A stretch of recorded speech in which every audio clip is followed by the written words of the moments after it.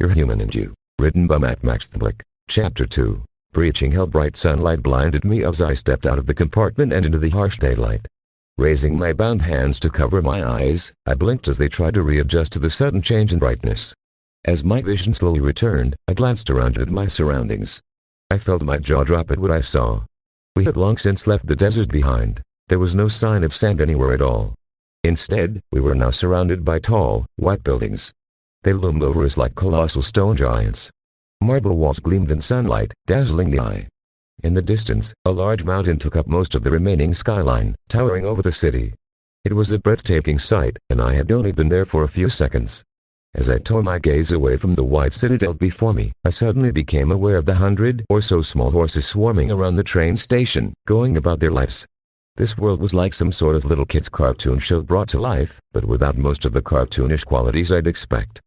The horses' coats seemed to be every color of the rainbow, but their colors seemed to fit them well, almost as if it was how it was naturally supposed to be.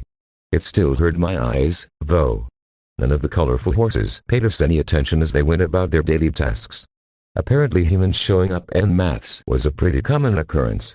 As I continued to stare at the sea of multicolored horses, the red unicorn stallion turned to one of his companions behind me.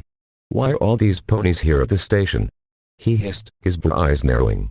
I thought they were supposed to clear the area for us. His companion just shrugged her shoulders, then proceeded to start herding our group forward. As we hurried through the streets, the crowd of ponies slowly spread in front of us, clearing a path. As we passed, most simply turned their noses up in disgust. They would whisper to one another as they watched us with haughty expressions. Some snickered as we'd passed, sticking out their hooves to trip random humans. Others even threw pieces of fruit. I noticed that the majority of the ponies taunting us wore what appeared to be very expensive-looking clothing. Not every pony did, but there were enough for it to be noticeable. My brow furrowed in confusion as I spied a unicorn in a tuxedo watching the pack with a small smirk. Why are only some of them wearing clothing? Is it an optional thing? As I passed by another pony wearing a particularly fancy dress, another thought popped into my head. Might it have something to do with wealth? I went with that theory, seeing as the city itself seemed to be more of a high-class-like environment. Not all ponies treated us in such a deplorable manner. Some just stood to the side as we'd passed, shooting us looks of pity as we'd passed. One mare, a pale Pegasus, shouted something at one of the ponies herding us, a look of anger on her face. The unicorn she insulted just snarled at her before giving the human in front of him a jab with her taser. The ponies that seemed sympathetic towards us were ones that didn't have any articles of clothing on. Some of them seemed out of place too, like they were just visiting the city. Tearing my gaze away from another sneering face, I instead took time to try and study the city as it flashed by. Hopefully I would have the chance to escape, and I would do better if I had an inkling of where to go. I had felt like it was going to fall off my neck as I swiveled it around, trying to take in every little detail possible. Back on Earth, I had been to New York City for a high school trip with our orchestra. At the time of the trip, I had thought that the huge city was the most spectacular sight I had ever seen. I grew up in a small town, so the skyscrapers blew my mind with their sheer size.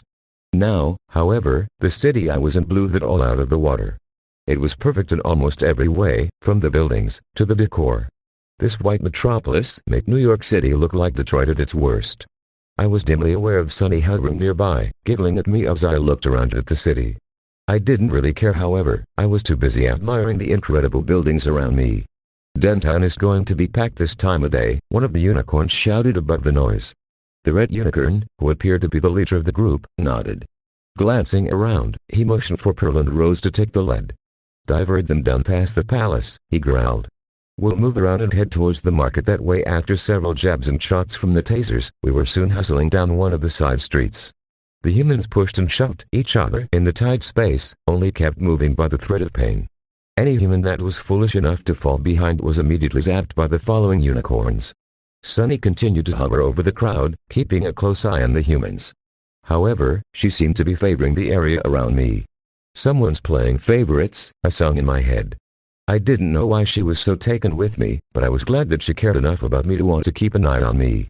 It meant that there was at least one creature here who cared if I was alright.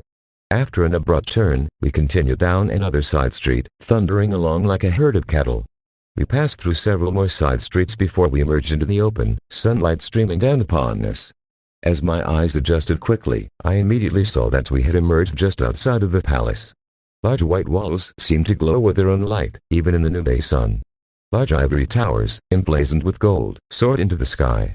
I could even see a semi-hidden garden just around a far corner of the castle. The whole side was magnificent. I didn't get long to gape at the view, as the unicorns forced us onwards. We hurried along the outer perimeter of the palace's fence. Compared to the crowded streets we were previously on, the road in front of the palace was relatively empty. Only a few guards were patrolling the outer perimeter, their golden armor shining in the sunlight. The unicorns in our group kept casting nervous glances at the guards as we neared. I could see Rose muttering to herself under her breath. None of the ponies looked happy to be this close to the palace. "It's not a deal," the red stallion muttered, discreetly glaring at the guards. "Let's just get to the market before I regret this decision. It shouldn't be too difficult," Pearl said, eyes never leaving the guards. "From here it's a straight shot to the marketplace." We continued along the fence line in near silence, the only sound being that of a human occasionally grunting in pain when a unicorn nudged them back into the herd. None of the ponies spoke, each keeping their heads down. Soon the main gate of the palace came into sight. It held to the same theme as the rest of the palace, big and golden. It was also guarded by a handful of armored ponies, some on the ground, some in the air. Each of the ponies herding us grew tense as they neared the gate.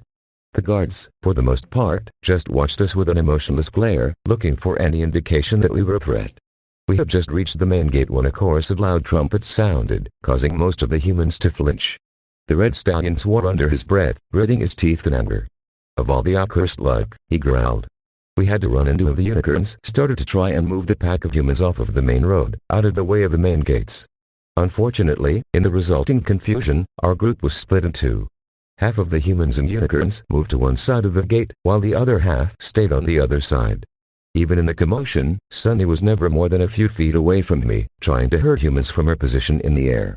As the humans jostled against one another, I was pushed forward to the front of the group. My new position gave me a clear view of the main road. The trumpet sounded again, this time closer. "Get them on their knees," Pearl hissed, her horn lighting up. The other unicorns followed suit and, as one, they pushed every human to their knees. Soon, all of us were kneeling at the edge of the road. Some of the humans didn't like the sudden force upon them, and they began to struggle against the magic. A quipzack from the prod quickly put an end to any resistance.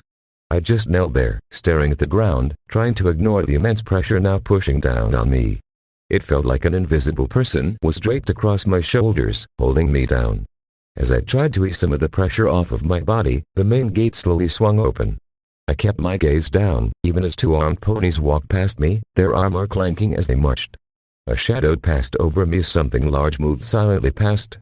Suddenly, I felt a shiver run through my body. My throat tightened, and that burning sensation returned for just a split second before fading. I suddenly felt cold, even though it was a warm summer day. "Someone is walking over my grave," I thought, shivering again. I heard a small gasp, and the sound of hooves came to a sudden stop. After several tense seconds of silence, the footsteps picked up again, but instead of getting softer, they were getting louder. The shadow fell over me, and I tensed slightly as a pair of large, gold-clad hooves entered my vision. "Oh shit." I gulped, sweat forming on my brow as I stared down at the hooves. Slowly, I raised my head and looked up at the pony in front of me. My breath caught in my throat at the sight. She was taller than any pony I had yet seen, standing nearly 6 feet in height. The horn on her head added another foot to her height, easily. Her coat was a stunning white, the purest I had ever seen. Massive wings extended from her sides, her long feathers glowing softly in the sunlight. Her mane, composed of mix of blue, green, purple and pink, flowed impossibly in an non-existent breeze. A golden tiara rested on her head, glinting in the sunlight. Part of her glorious mane fell across her face, covering one of her magenta eyes. Her eye had an inner light to them, and seemed to almost radiate kindness and peace. They held intelligence too, as well as a hidden fatigue, almost as if she had seen many, many years in her lifetime. Everything about her appearance just screamed ruler to me. Despite her gentle disposition, power seemed to flow from her. I could feel it radiating from her, almost like a static charge. The hair on my arm standing on end. The very air thrummed with her presence. I felt that, if she wanted to, she could end my life with little to no trouble. A little voice in the back of my head was whispering that she would do just that if I angered her. The very thought chilled my bones. I'm not sure when my mouth fell open, but I became aware of it when some drool fell onto my bound hands. Blinking, I pushed aside the fear growing in the back of my mind. I snapped my jaw shut, blushing at such uncouth behavior. I don't think she noticed, or if she did, she just didn't care. Now, what do we have here? She asked, talking more to herself than anyone else. Her voice was soft and motherly, calming my nerves and creating a sense of peace in the air.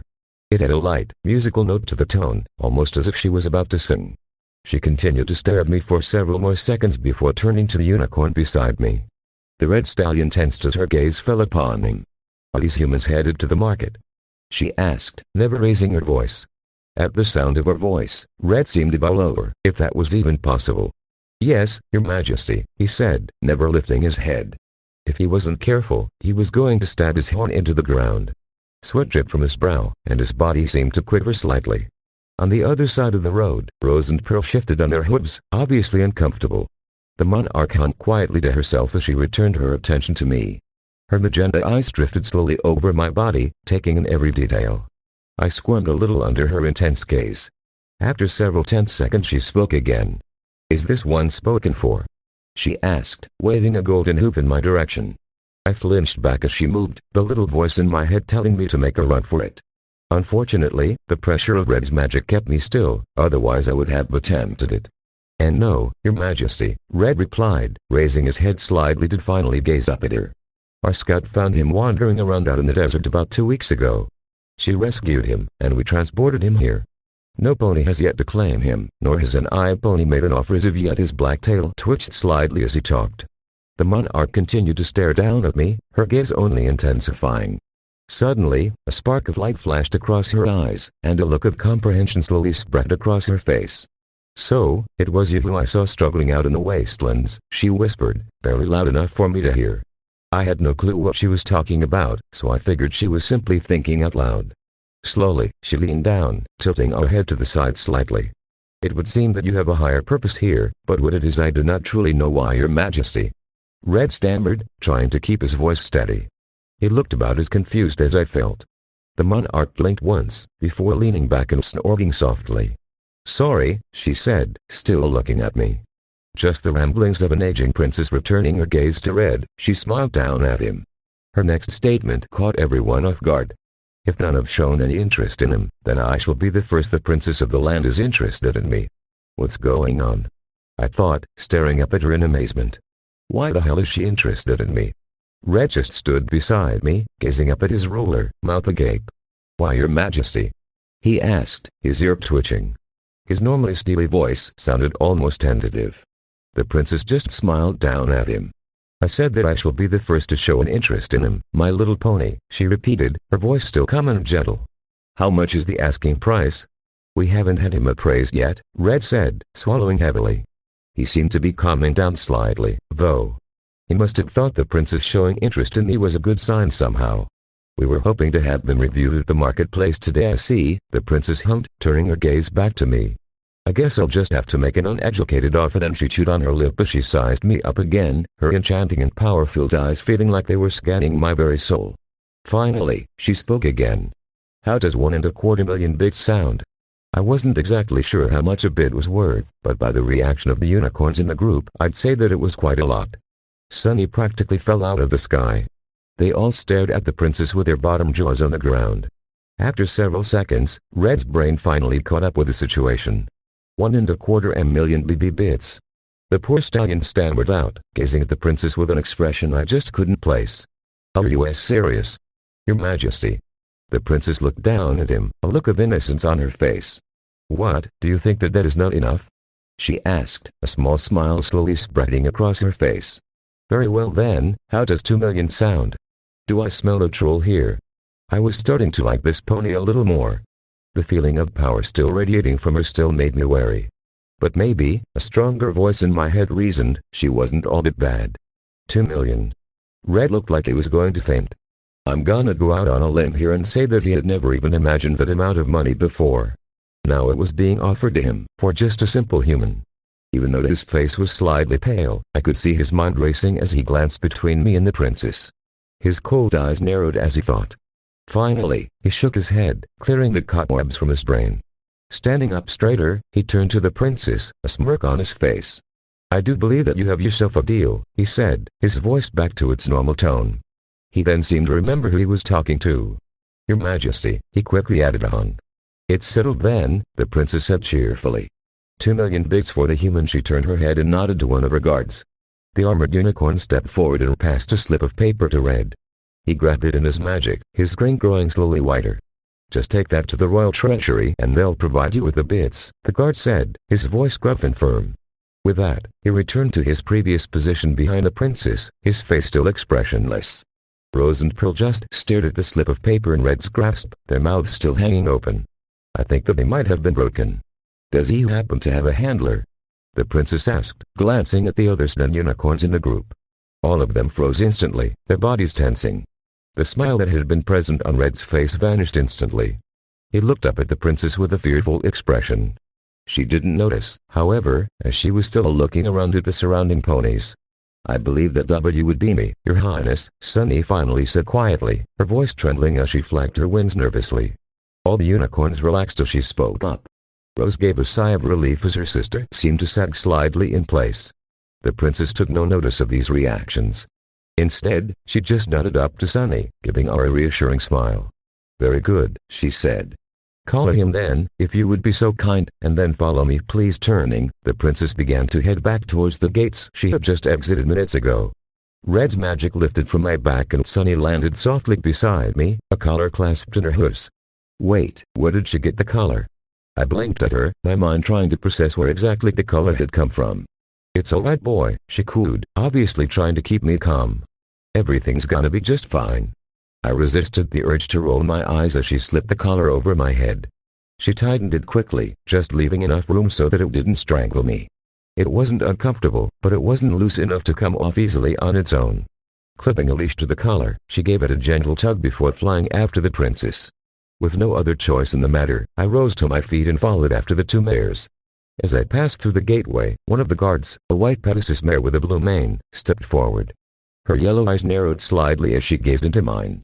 She snorted before turning towards the princess who was still walking down the path. As she turned, I caught a glimpse of 3 feathers on her flank. It looked like they were made of steel. "Princess," she said, calling after the retreating monarch. "What about your meeting with the mayor of Monacton?" The princess turned her head to glance back at the guard, her pace never halting as she continued to head towards the palace. "Send him my sincerest apologies if you could, Captain Tempest," she called back, a small smile once again present on her face. "I'm afraid that I'll have to reschedule our meeting. Something important has just come up that requires my attention." Captain Tempest nodded once, her mane falling into her eyes. "It shall be done," she said, brushing aside the strands with a hoof. Turning, her wings snapped open and she took to the air. Hovering for several seconds, she suddenly shot off towards the city, a blur of gold and white against the cleared blue sky. I watched her go until I felt a tug on the collar again. Turning, I followed Sunny as we trailed behind the princess. As we neared the massive doors that led into the castle, I glanced up at the white battlements that loomed over us. Armored unicorns gazed down at the lawn, watching for any signs of danger. I felt a lump rising in my throat as the shadow of the massive palace fell upon me. I wasn't entirely sure what just happened exactly,